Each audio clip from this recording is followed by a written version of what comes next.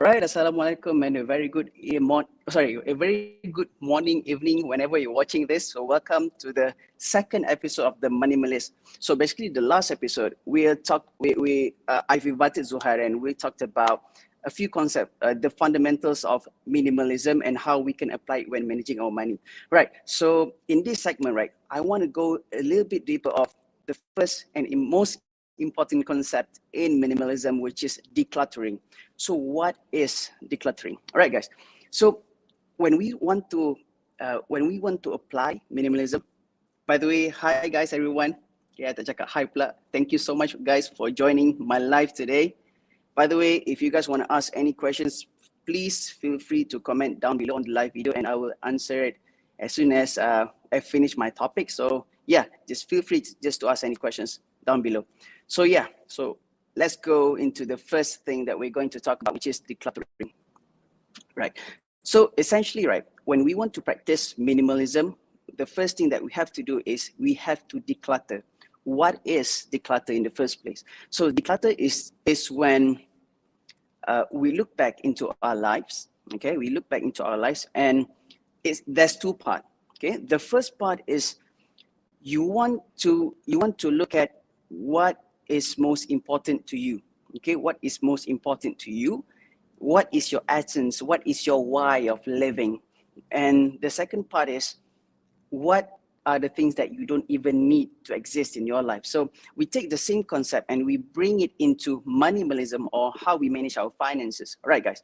So before I go into decluttering, I know each and every one of you, you've gone into TikToks, right? You see all these money tips. You go into YouTube, you see all these money tips, and Twitter, Instagram, Facebook. There's a lot of people giving tips about money. You have to invest your money in this. You have to save your money. You don't want to save your money. You don't have to save your money. You should invest this, invest in that, invest in Bitcoin. So there's a lot of things which I'm pretty sure doesn't even apply to us. But you know, as we go through the social media, we get sucked into all these hype things that we think that we need it, but essentially we don't. Okay, that's the keyword. Essentially, we don't, right? So in practicing minimalism, we want to go back to the basic and look at what we do, what we really do need in managing our personal finances, and what we don't really need, right?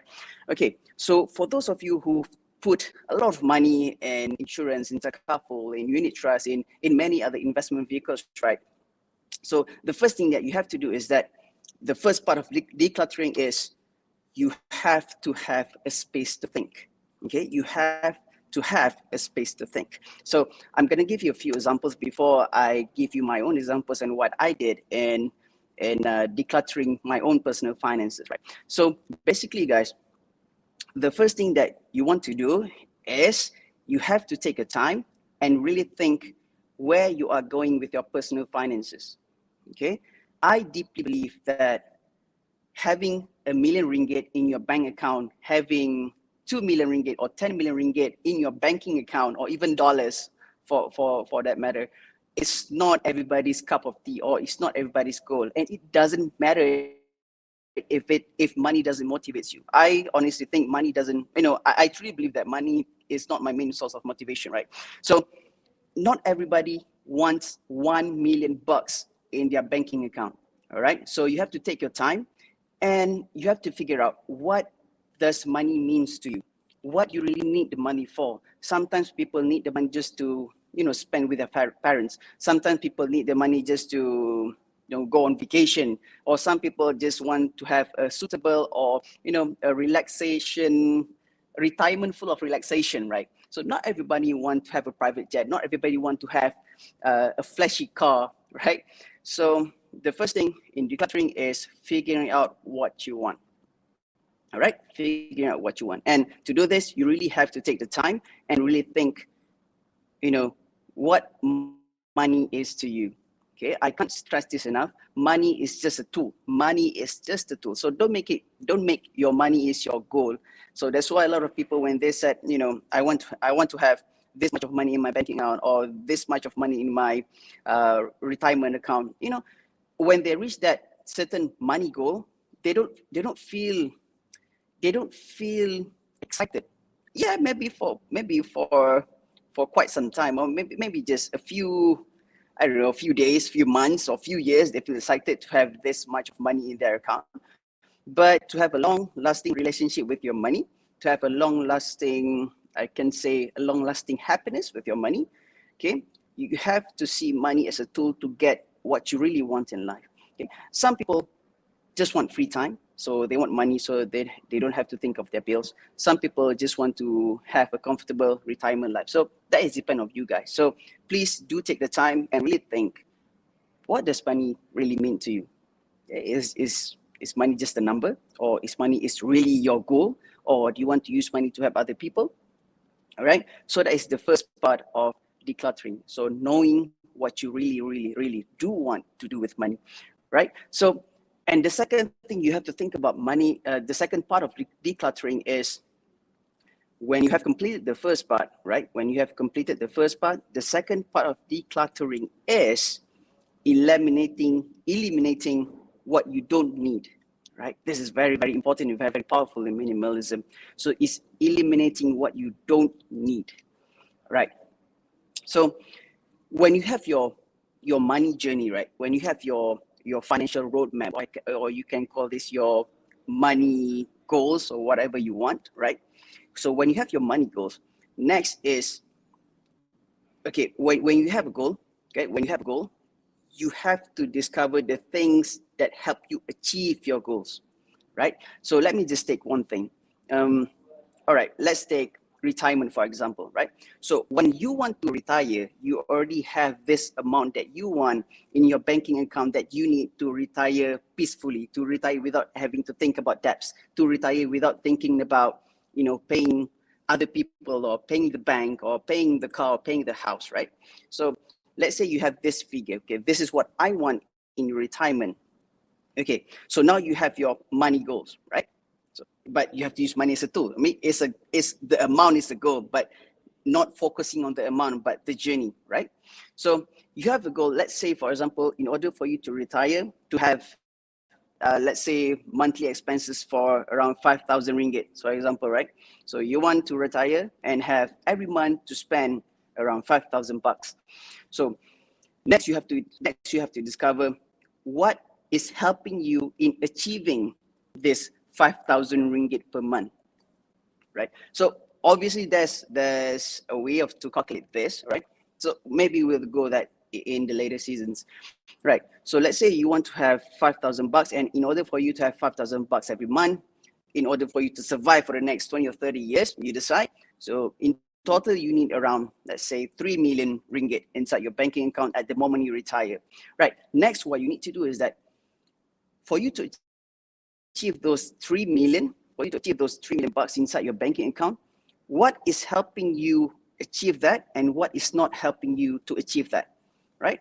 Okay, let me take an example. When we talk about retirement, people talk about unit trust, people talk about PRS, people talk about takaful and insurance, people talk about Bitcoin, people talk about stocks, right?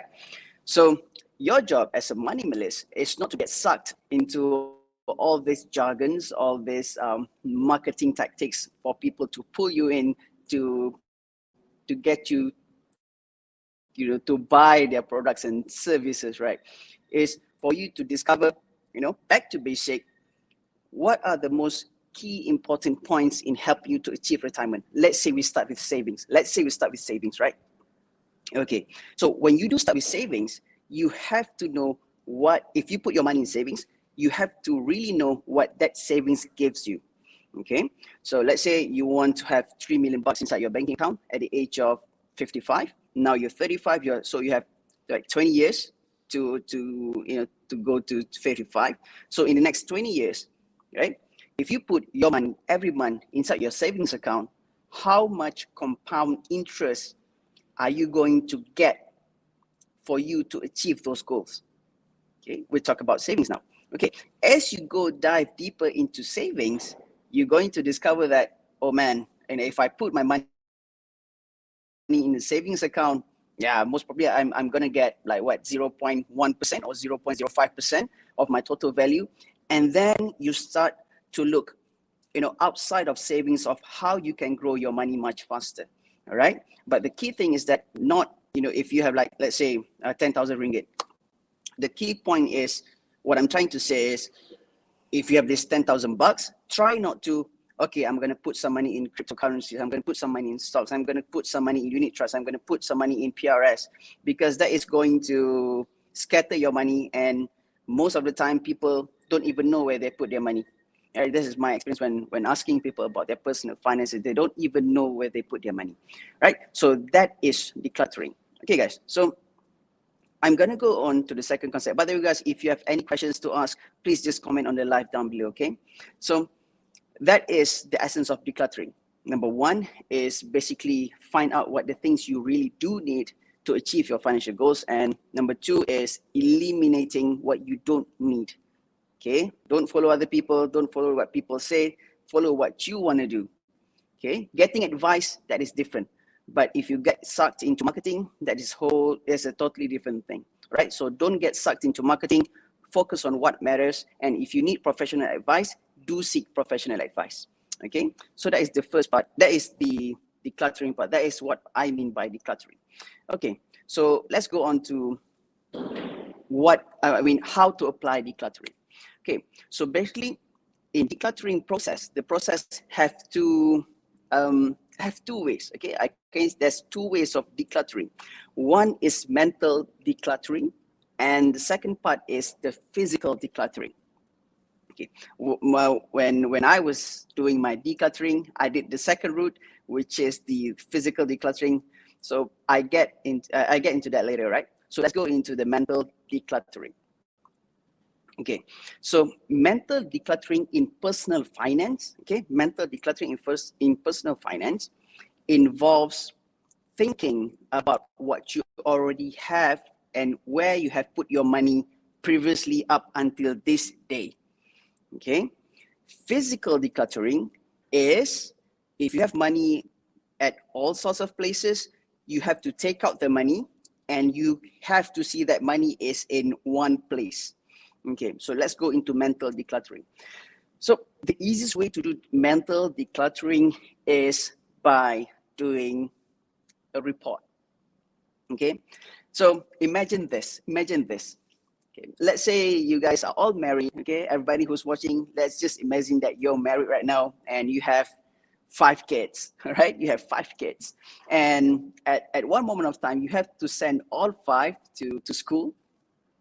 Okay, but when you go to school, okay, when they explain to you the process of entering your kid to school, and one of the things that the school said is that, okay, yeah, I mean, this is the fee and this is what we're going to teach, but we will not provide an education report. It means that after the exam, there's no report. If you as a parent, do you want to send your kids to school who doesn't even produce a report for your kid? No, right? We feel like, oh my God. I mean, obviously I need a report card for my kid because I want to know how he or she is performing. So this is what we have to do in our personal finances. We have to have our own personal report card.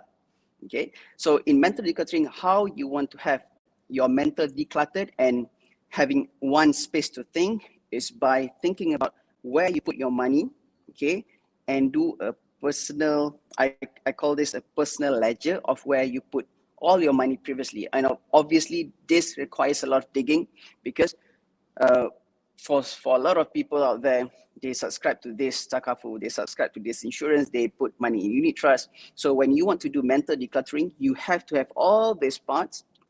Okay, let's say for example, if you have put your money in Takafu and insurance, right?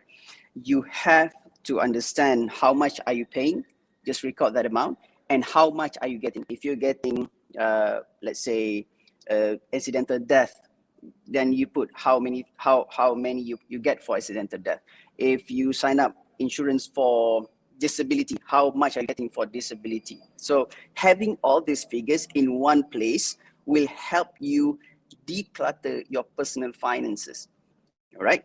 So that is one of the best way to do mental decluttering is by writing everything in. If you have an Excel sheet, you can write everything in your Excel sheets, or the The other method you could try is just by writing down on a piece of paper and understand where your money is going. All right. So that is the method of mental decluttering, right? Having everything where you can see and you can reorganize your priorities. Okay. So after you do your mental decluttering, if certain things needed to be transferred, needed to be withdrawn, or needed to be surrendered, then you take the physical steps to do so. Okay, next is the physical decluttering, right? So in physical decluttering, this is a little bit, I don't say extreme, it depends, right? So in physical decluttering, this is my personal experience. What I did was, I have a lot of money in Takaful, I have a lot of money I mean, I don't have insurance, but I have a lot of money in Takaful, in unit trust, in stocks. So yeah, so what I did was, for the Takaful part, I didn't do physical decluttering, I just did a mental, because I mean, I'm not paying that much money, I mean, compared to unit trust or any other investments, right? So what I did was, sorry, you guys, I think you guys can't see me here. All right. Okay. So what I did in physical decluttering was, any investment I made in few companies of unit trust and I have a lot of funds and I have a lot of funds in a lot of companies. Okay, so what I did was I redeemed everything. Okay, this may not be like a sound decision for some, because some people would argue, you're not covering the cost here, you're not covering the service charge and everything. But for me, achieving mental wellness, for me to think ahead about my finances, is much more important than the short-term loss I have to face when I want to withdraw all my investments. Okay, so basically what I did was, I have money in unit trust, I redeem everything. Okay, money I have in several banking accounts. Okay, I have a few banking and savings account, because previously I thought, for me to save, I have to have a savings account in company A. Okay, this is for my emergency savings. I have to have a savings account in company B. Okay, this is for my family, for example. But truly, it doesn't matter actually. You just need one banking account. So what I did was, I withdraw money from all my banking accounts. I consolidate just into one banking account, so that I know where my money is. And all the money that I withdrawn from the unit trust, from the investment, from stocks and everything, I put it into one banking account, so I know where my money stands. Okay, so that is what I did in my physical decluttering. So it is a bit, for some, it is a bit like extreme. But for me, yeah, that is the way to go for me. I love to see everything physically, where my money is at, and then I can rethink my progress. Okay. Guys, by the way, if you have any questions, please do feel free to ask in the comment section down below. All right, guys. So I've talked about decluttering. You have the two-part process where you think about what matters to you, and the second part is you have to eliminate what you don't need. I talked about the mental decluttering, where you did your own personal report card for your own personal finances, and I've talked about physical decluttering, where you physically move the money into your one single banking account and rethink what you want the money to do for you. Okay, so the next point I want to talk about is how you want to choose. Okay, how you want to take action and choose whether should you do mental decluttering or should you do physical decluttering. All right, so the simplest way to approach this is like this. Okay, you have to understand yourself. If you are the one who thinks too much, okay, if you are the one who thinks too much, you have to do physical decluttering. If you think about, oh no, what is going to happen to my money over in that investment, or what is going to happen to my in this bank, or what is going to happen for my insurance in this company, okay, if you think too much, you don't know the implications of what you did in the past, or even sometimes you put your money into investment that you don't even know why you put it in the first place. For me, you have to do physical decluttering, but of course this is depends on you, depends on your own personal experience. All right, so you go through the physical decluttering route. Okay, if you are the one who can think clearly what you can do with your personal finances, you have a mentor, you have a coach, or you have your own personal licensed financial planner that you engage, right? So I really do recommend you only do mental decluttering. and only do physical decluttering if if it must be done. Because let's say after you meet up with your coach, you meet up with your advisor or consultant, and he or she said, like, you can't put your money here, it's not right for you, you can't put your money there, it doesn't meet your money objective, then you have to physically took out the money. All right, so I guess you guys can try going into mental decluttering first. If that doesn't work, then go to my route, which is the physical decluttering. All right, guys. So by the way, do you have any questions to ask on money? Okay. So I know I just want to wrap up this this episode of the Moneymalist, right? So in decluttering, it is about you. In decluttering, it is about you. Okay. Let me just tell you where decluttering comes from in minimalism. So when practicing minimalism, one of the areas of life that people love to declutter is their clothes. Okay, is their what they wear every day, the shirts or the trousers or the jeans that you wear every single day. So one of the things that people love to declutter when they join this minimalism movement, all right? So by the way, if you are any fellow minimalists out there, you can hit me up on Instagram or Facebook, and we can be friends, fellow minimalists.